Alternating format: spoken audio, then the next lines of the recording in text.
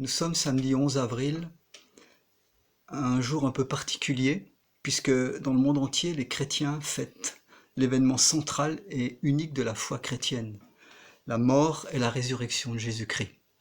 Et cette année, à cause du confinement, c'est une Pâque vraiment très spéciale que nous allons vivre, puisque nos offices religieux, nos célébrations habituelles communes sont interdites, ce qui n'empêche pas que la réalité de Pâques demeure. C'est pour ça que j'ai voulu vous en parler ce matin. Je m'attarde sur la résurrection de Jésus-Christ. Pour certains, c'est une fable, pour d'autres, un mensonge, une supercherie, voire un scandale. Mais pour nous, les chrétiens, c'est une certitude et un fondement de notre foi. J'ai sous mes yeux une enquête réalisée en mars 2016, donc il y a 4 ans, par le journal La Vie, que beaucoup connaissent. Écoutez bien. 31% des Français croient qu'il y a quelque chose après la mort.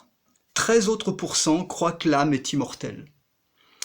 46% pensent qu'il n'y a rien. Notez bien, 46% pensent qu'il n'y a rien après la mort. Et seulement 3% des Français croient à la résurrection de la chair, alors que presque 50% des gens se disent croyants, catholiques ou autres, protestants, mais seulement 3% croient à la résurrection de la chair. Et écoutez bien, 6% des Français croient à la réincarnation, 2 fois plus. Étonnant. Dans un monde où de plus en plus on vit une spiritualité à la carte, eh bien, on a toutes sortes de croyances, dans la mesure où il n'y a plus d'absolu, plus de foi en un être suprême et en un Dieu réel.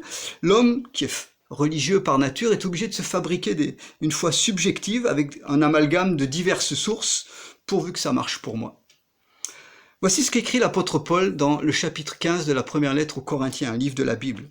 Il dit « Je vous rappelle l'évangile, qui veut dire bonne nouvelle, que je vous ai annoncé, que vous avez reçu et dans lequel vous avez persévéré, et par lequel vous êtes sauvés, si vous le retenez tel que je vous l'ai annoncé. Sinon, vous auriez cru en vain.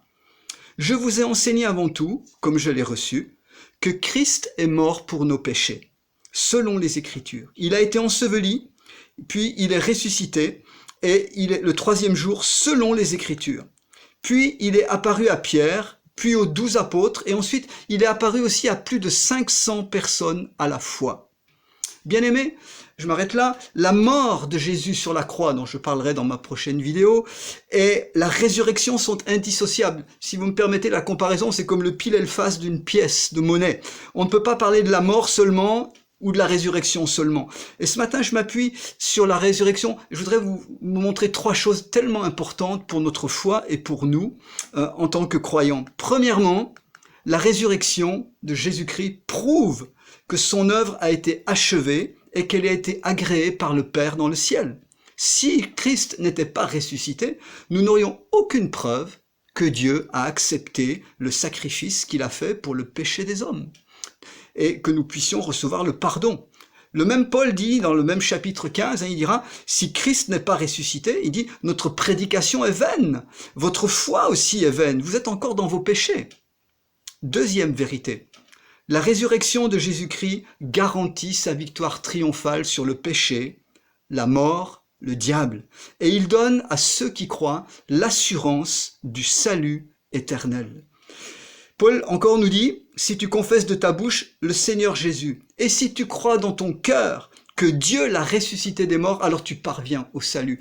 Notre foi dans la vie éternelle, dans le salut en Jésus-Christ éternel, repose sur sa mort expiatoire pour nos péchés, mais aussi sur sa résurrection.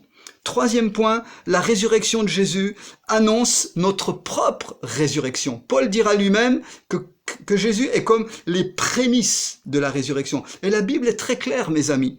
Elle parle clairement d'une résurrection finale pour tous les hommes.